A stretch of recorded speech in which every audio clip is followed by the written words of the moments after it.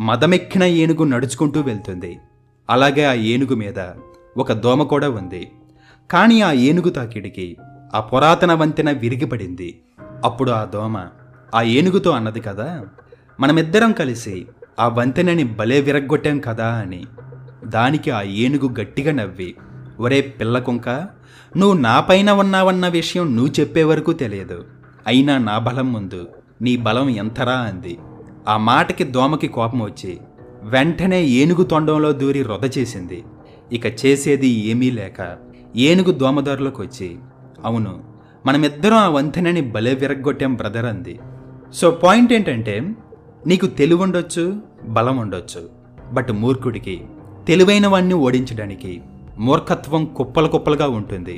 ఆ మూర్ఖత్వంతో నీ మెదడులో దూరి రొద చేయడం మొదలు పెడతాడు. అప్పుడు నువ్వు ఆ రొదకి మూర్ఖుడిలా అరవక తప్పదు.